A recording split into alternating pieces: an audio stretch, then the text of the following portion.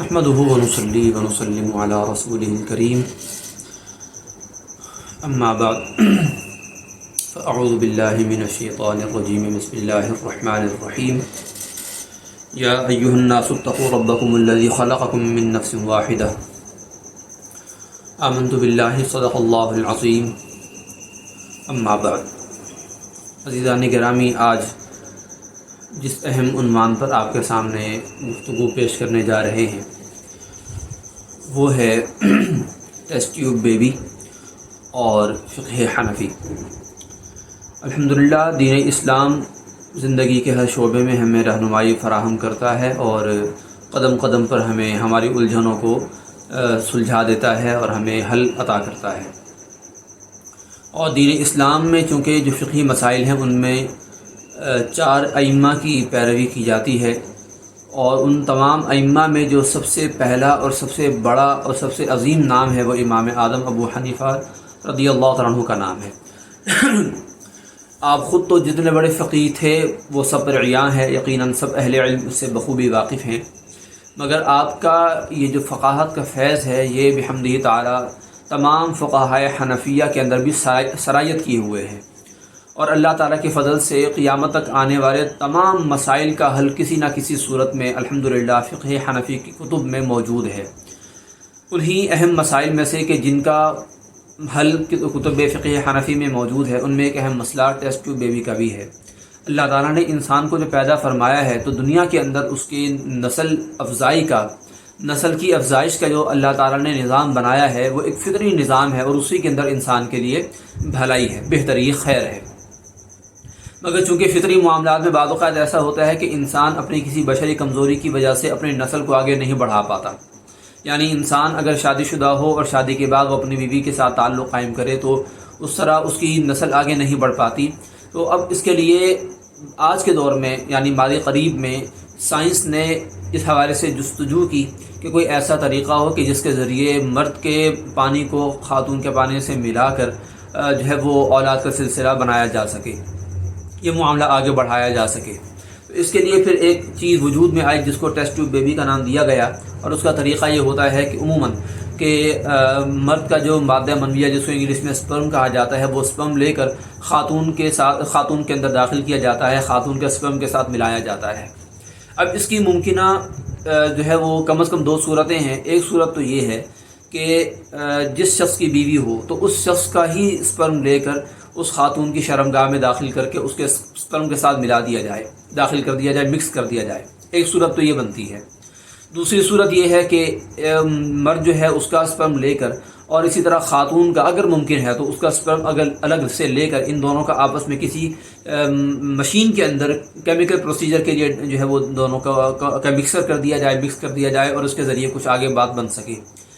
اور اب دور جدید میں ایک تیسری صورت بھی سننے میں آئی ہے، وہ یہ ہے کہ باقاعدہ یہ سپرم لے کر ایک خاص انکیوبیٹر جسے ہم کہتے ہیں اس مشین کے اندر دونوں کا مادہ رکھا جائے، اس کو ایک خاص ماحول میں، خاص ٹیمپریچر میں، اس کو خاص ایٹماسفیئر میں اس کو رکھا جائے، اور وہاں پر انسانی نسل کی افزائش ہو سکے گی۔ اب اس کے لیے باقاعدہ تجربات ہو رہے ہیں۔ اور اس کے ساتھ ایک اہم صورت کا اضافہ یہ کر سکتے ہیں کہ کسی ایک آدمی، اجنبی آدمی اور ایک اجنبی عورت، یعنی جو دونوں ایک دوسرے کے لیے اجنبی ہوں، آپس میں شادی شدہ نہ ہوں، میاں بیوی نہ ہوں، تو ان دونوں کا مادہ منویہ لے کر آپس میں ملایا جائے، یعنی عورت کے اندر داخل کیا جائے۔ اب ان تینوں کے احکام الگ الگ ہیں۔ جو پہلی صورت ہے جس میں ہم نے آپ کو بتایا کہ جو شوہر ہے اسی کا مادہ منویہ لیا جائے اور خاتون کے اندر داخل کیا جائے، سپرم کو خاتون کے اندر داخل کیا جائے، یہ صورت شرعاً جائز بھی ہے، اور اس کے بارے میں فقہائے احناف نے باقاعدہ اس کے بارے میں ارشاد فرما رکھا ہے، فتویٰ دے رکھا ہے۔ اور اس کے حوالے سے ہمارے پیش نظر ایک کتاب ہے جو امام ملک العلماء علاء الدین کاسانی حنفی رحمۃ اللہ علیہ کی ہے، اور مشہور زمانہ کتاب ہے بدائع الصنائع فی ترتیب الشرائع، بہت مشہور کتاب ہے، بڑی شاندار جامع کتاب ہے، بڑی عمدہ ترتیب کے ساتھ اور بڑی عمدہ وضاحت کے ساتھ یہ کتاب ہے۔ اس کے جو اب تازہ نیا نسخہ چھپا ہے 10 جلدوں والا، تو اس کی تیسری جلد کے اندر صفحہ نمبر 442 پر یہ انہوں نے مسئلہ ایک بیان کیا ہے، یعنی ایک مسئلے کے ضمن میں انہوں نے ایک بات یہ بیان فرمائی ہے۔ اس کی عبارت ہم آپ کے سامنے پڑھے دیتے ہیں۔ وہ فرماتے ہیں کہ لما ان الحكم المختص بالنكاح هو حل الوطء وثمرته المطلوبة منه الولد ولا حصول له عادة بدون وطء، کہ نکاح کے ساتھ جو ایک خاص حکم ہے، جو وہ حکم جو نکاح کے ساتھ مختص ہے، وہ ہے وطیقہ، یعنی تعلق قائم کرنے کا حلال ہو جانا، جائز ہو جانا، اور اس کا جو نتیجہ مطلوب ہوتا ہے وہ ہے اولاد کا حصول، اولاد۔ اور یہ جو اولاد ہے اس کا حصول عام طور پر عادتاً یہ وطی کے بغیر ممکن نہیں ہے، وطی کے بغیر عام طور پر نہیں ہوتا۔ یعنی عادتاً کا جو لفظ ارشاد فرمایا ہے علامہ کاسانی رحمۃ اللہ علیہ نے، اس سے یہ بات سمجھ میں آتی ہے، یعنی ایک اشارہ نکلتا ہے کہ یعنی کوئی نہ کوئی ایسی صورت ہو سکتی ہے کہ جو عادت سے ہٹ کے ہو، جو عام طور پر صورت اختیار کی جاتی ہے جو شرعی ہے بھی، اس سے ہٹ کے بھی اگر کوئی ایسی صورت ہو کہ جس کے اندر کوئی شرعی رکاوٹ نہ ہو، ناجائز ہونے کی کوئی صورت نہ ہو، تو وہ صورت اختیار کی جا سکتی ہے۔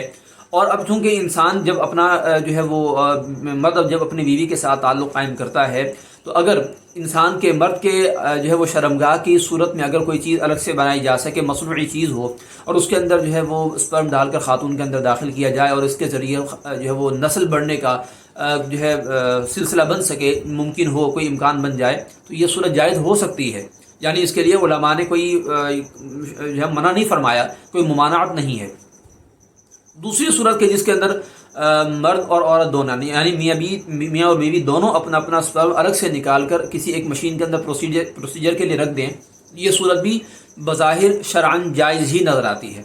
لیکن جو تیسری صورت ہے بڑی خطرناک ہے اور بہت سارے لوگ اس میں مبتلا بھی ہیں، اور یہ طریقہ جو ہم بیان کرنے جا رہے ہیں یہ بالخصوص غیر مسلموں میں، انگریزوں میں عام ہوتا جا رہا ہے، اور وہ یہی ہے کہ اگر کسی عورت کے ہاں جو ہے ولادت نہیں ہوتی، شادی شدہ ہے اور اس کے ہاں ولادت نہیں ہوتی، تو وہ کسی غیر مرد کا جو سپرم ہے وہ لے کر اپنے شرمگاہ میں داخل کرواتی ہے اور اس سے پھر اولاد کا حصول ہوتا ہے۔ یہ طریقہ شرعاً حرام، شدید ترین حرام، ناجائز ہے، ممنوع ہے، حرام ہے، انتہائی ناپسندیدہ گھٹیا طریقہ ہے۔ اس کی وجہ یہ ہے کہ یہ طریقہ زنا کے مشابہ ہے۔ زنا کے مشابہ اس طرح سے ہے کہ زنا میں بھی یہی ہوتا ہے کہ اجنبی عورت اور مرد آپس میں تعلق قائم کرتے ہیں، اور اس کا جو نقصان ہے، یعنی نقصانوں میں سے ایک نقصان وہ یہ ہے کہ اس سے جو نسب ہے وہ محفوظ نہیں رہتا، نسل خراب ہو جاتی ہے، عزتیں خراب ہو جاتی ہیں، نسب آپس میں مکس ہو جاتے ہیں۔ یعنی عورت کے اندر اگر پہلے سے پانی موجود ہے ایک مرد کا، تو جو ہے وہ دوسرے مرد کا پانی جمع ہونے سے نسب مکس ہو جائے گا، اور یہ انتہائی خبیث کام ہے، گندا کام ہے، گھٹیا کام ہے۔ آپ علیہ الصلوۃ والسلام نے اس کی سختی سے ممانعت فرمائی ہے۔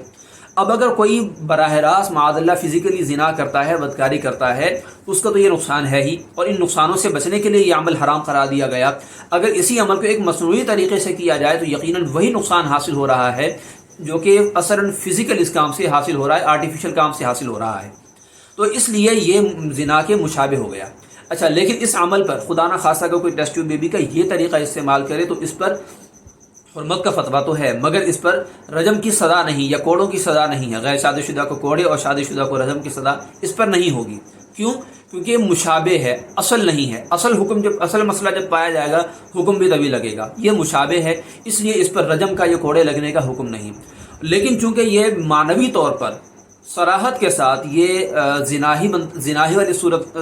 صورت بن رہی ہے، اس لیے اس کو حرام قرار دیا گیا، اور اس کی صراحت باقاعدہ فقیہ آدم ہند حضرت علامہ مفتی شریف الحق امجدی صاحب شارح بخاری نور اللہ مرقدہ نے بھی فرمائی ہے۔ ان کا قلمی نسخہ جو فتوے کا ہے وہ موجود ہے ہندوستان میں، تو وہاں پر وہ ایک حوالے کے اندر نقل کیا گیا ہے کہ مفتی شریف الحق امجدی صاحب نے باقاعدہ یہ صراحت فرمائی ہے۔ وہ انشاءاللہ قریب طبع ہو کر بھی منظر عام پر آئے گا، تو اس میں انہوں نے صراحت فرمائی کہ یہ زنا والی صورت ہے، اور حقیقتاً بنتی بھی ہے، معقول بات ہے کہ یہ زنا والی صورت ہے، لہذا یہ حرام ہے۔ تو یہ ہمارے فقہائے حنفیہ نے باقاعدہ اس کی پہلے سے صراحت فرمائی ہوئی ہے کہ ٹیسٹ ٹیوب بیبی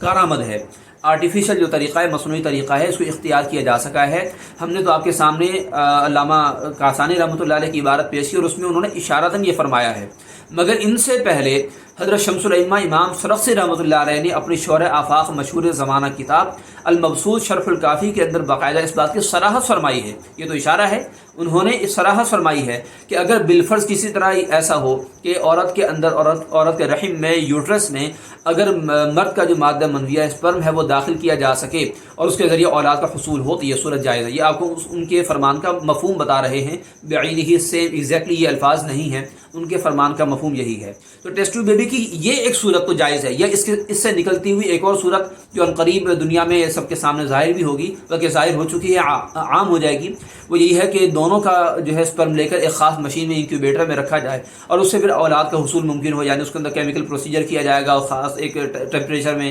ایٹماسفیئر میں اس کو رکھا جائے گا اور اس کے ذریعے اولاد کا حصول ہوگا۔ یہ صورت عنقریب دنیا میں جو ہے نا وہ عام ہونا شروع ہو جائے گی، بظاہر ایسا لگتا ہے۔ تو بہرحال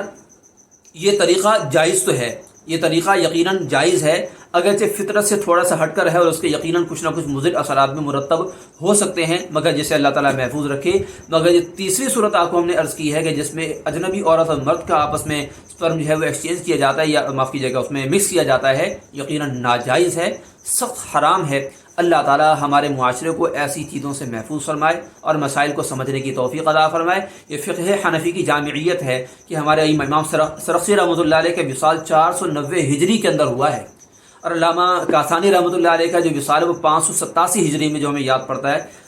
587 ہجری میں آپ کا انتقال ہوا، 587 ہجری میں، یعنی یہ دونوں بزرگ جو ہے وہ کم و بیش 1000 سال 900 سال پہلے کے ہیں۔ اللہ تعالیٰ ان کی تربتوں پر کروڑہا رحمت نازل فرمائے اور ہمیں ان کی باتوں کو سمجھنے کی، کتب کا مطالعہ کرنے اور فقہ حنفی کی عظمت کو سمجھنے اور اسی کی پیروی کرنے کی توفیق عطا فرمائے۔ وما علیہ الا البلاغ المبین۔